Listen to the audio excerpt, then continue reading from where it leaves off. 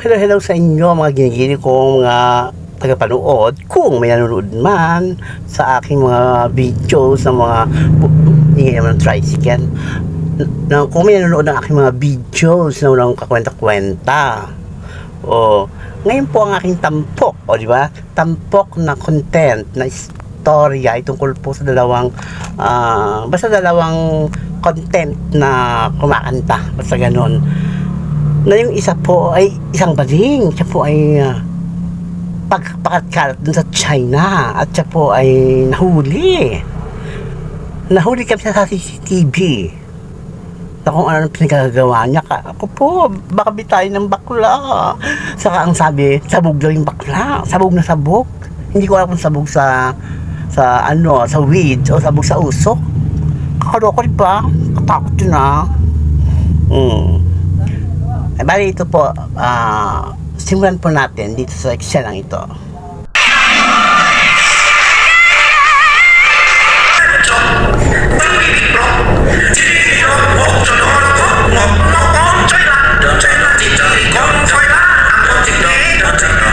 Pagkatapos naman po, ano sasabi niyo, okay ba? Maganda ba?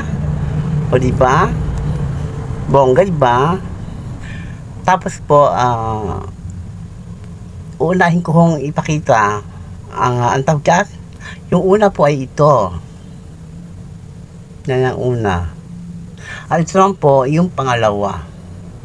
Okay, yung una po, yun nga yung tungkol sa baklang pupunta sa China at yun nga nangyari sa kanya, pinagkaguluhan siya at nadyaryo pa siya. Yung pangalawang istorya naman po ay tungkol sa sana yon, gagawin ko sanang yung parang sa The Boys, kaya nahiyan ako, hindi ko na ginawa, pero puno na kasi memory ko. Gagawin ko sana yung parang online audition na lang sana gagawin ko doon, pero baka pag gagawin ko pa rin, saka hindi muna, ito muna siya. Ito yung online audition, yung kanta niya ay yung acapella ng Butchayla, yung parang gano'n. Tapos ito namang una, yun, yung kumanta sa yung nahuli, kumanta rin siya.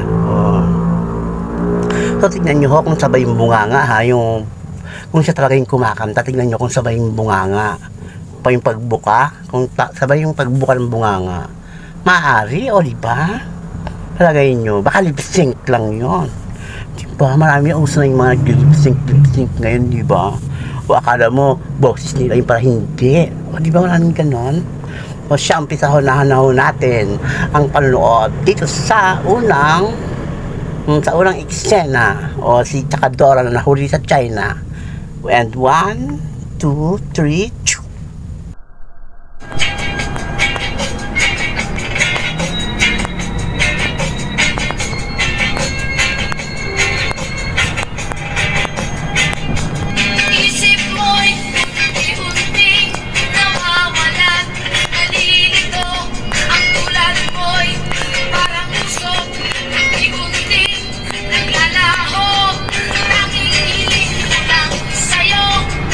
Nakaraan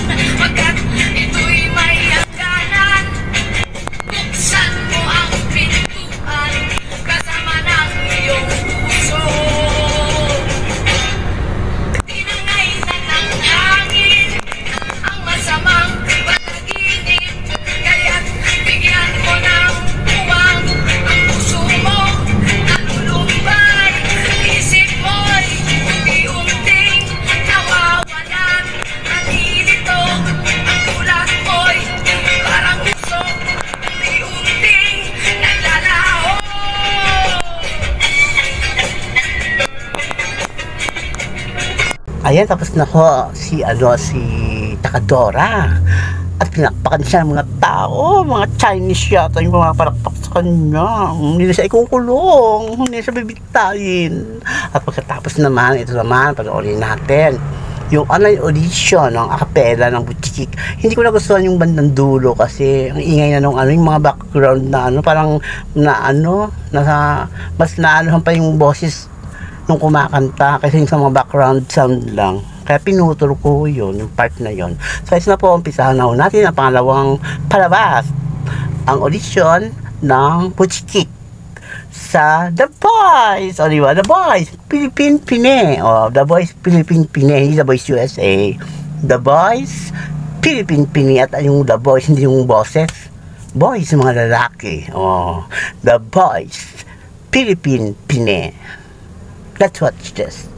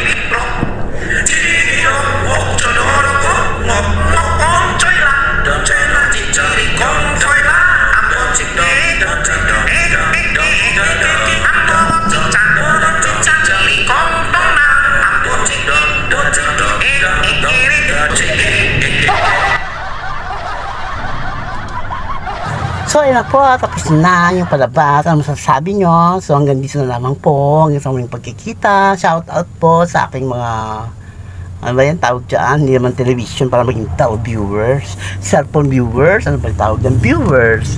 Silent viewers. Bashers at ano pa. Shout out sa aking Madam Queen, Barney Kimura. Sa aking brother Al Perales Maglasang. Si Sweetie Gel at si Sir Vic. O, diba? Si Ponita, shout out sa'yo. Konbanwa, Ponita, Konbanwa.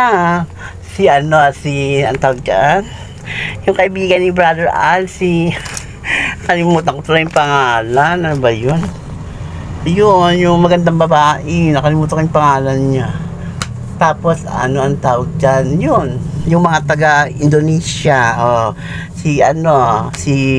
Kayo katulad yung malaki ang tiyan. Si Gakur, saka si Sir, si Sir, tawag si Sir Enyas. Hello, Sir Enyas, and Gakur. See you soon with Madam Laarni Kimura, okay? Take care with her. Gakur, take care with her. Take care with her, okay? Hanggang dito na lamang po ang video na ito. Paalam. See you again on my next video. Babush!